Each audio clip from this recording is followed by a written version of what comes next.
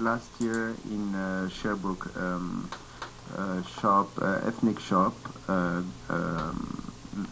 got attacked several times actually through a time span of 2 weeks. They actually the windows were broken, and the second time it was actually broken with bullets. After that we knew that it was with kind of a handmade weapon, and they found on the place papers written on no to Islam, or crosses like Christian crosses.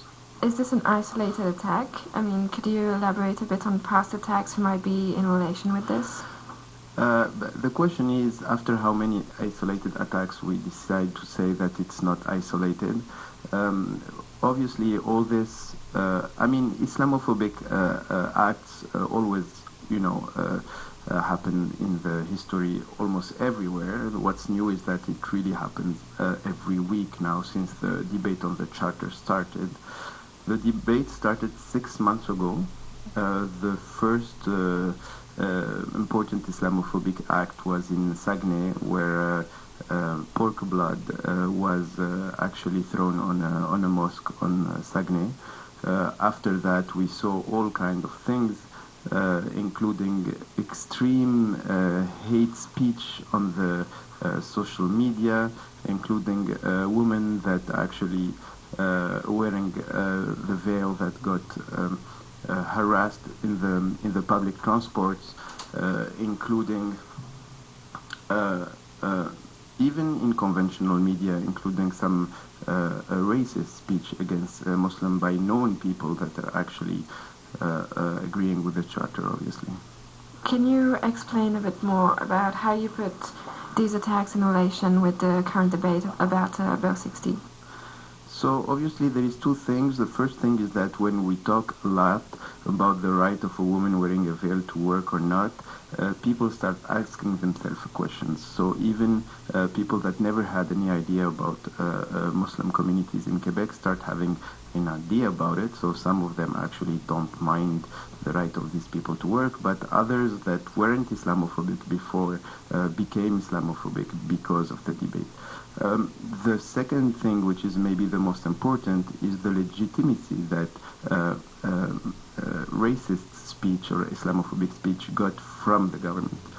When we know that Madame Filiantro or Madame Jeannette, that are very known figures, Québécois figures, said, one of them said that she's scared of being healed by a Muslim woman, so a Muslim doctor, because maybe her religion would actually ask her to basically kill her, so to send her to faster than a man. And the other one said that every woman wearing a veil was actually totally insane, and that her husband actually hit her so that she puts a veil, etc. These speeches are totally unacceptable. They are Islamophobic in the sick side of what is a phobia, so a totally insane scareness of something in the society that doesn't have any logical grounds. And the government, the same day these sentences has been said by these people, Mr. Dranville, so the minister, went out and said how happy he was because of these people backing the charter. He never said that what has been said by specifically these two people was wrong. So the message to the Québécois can be seen as it's okay to be Islamophobic on this debate, and you can even have an implicit backup from the government when you actually say these things, as long as you're agreeing with the charter. Has Islamophobia always been present like this in Quebec? So we've seen an extreme increase, obviously, and Muslims are also, it's really a question of perception. So from one side, yes, we've seen an increase of all these acts. In the other side, we understand that also all these acts have been more and more reported, and the perception of the Québécois from a Muslim faith is that they're not welcome anymore, and they can even see the looks in the subway or the metro. They can interpret these looks as some hatred, which sometimes is not true. So it's really this peaceful way of seeing the relationship between Québécois, not based on faith, is actually lost by both sides. What do you think the government is doing or not doing at the moment about this? So the government so far never used the word Islamophobia, which it's pretty sad, because if you cannot name a problem, you won't be able to fix it. He has been saying that they're against any kind of violence. We expect that when there is violence against homosexual, we say clearly that we're against homophobia, or against Jews, that it's we say clearly that we're against anti-Semitism. So we don't see why the government is so shy of using that specific word. Now it's time to actually continue the debate on secularism and laicite, but at the same time understand the serious consequences of this debate, and start a big campaign against racism in general and against Islamophobia particularly. There's been another way of targeting the Muslim community, and that's through social media and the internet. Could you talk a bit about that? Yeah, so there is two things. First thing is like totally accepted hate speech all the time in Facebook or comments in even conventional media. So as an example, when Naima, the lady that died in the metro a couple of weeks ago, died, we read some unbelievable things like, one less Muslim, one less veil. It was a problem because people would not take the stairs anymore. Things like that are totally in denial with the right of these people to be just human beings, like they're not human beings anymore. On the other hand, we have another very organized. So the first one is not really organized, it's just, normal people, but the organized one is like websites and Facebook pages that are organized to actually say very negative things about all Muslim leaders, so that the people are scared to work with these people, to really so any woman, Muslim woman, that actually takes the mic to talk about her right to work, or her right to be a normal citizen. There is so many videos that are actually done with very untrue things that would link them to Saudi Arabia or Khomeini in Iran, with totally things that are totally insane. But this video has been seen by hundreds and hundreds. Actually, one of them I saw have been seen by 300,000 people. So out of the 300,000, how many will actually believe this totally insane things? And even if you don't believe it, there is always somehow a doubt in the mind of people that see these videos, and basically it really destroys the life of the citizen that fight for their rights. Because next time they look for a job, human resources will look on the internet, and so this is a very big problem, because more and more we will see that Muslims are not ready to actually for their rights, because they know there is consequences for their specific lives and their families. Do you think there's a way to fight against these attacks or this targeting on the internet? Yeah, so there is two things. So the unorganized part of it should be actually done by the government through, as we said, a campaign of against racism, and also by the police, because some of these things that have been said are totally illegal. You cannot threat people or say like hatred speeches or things like that.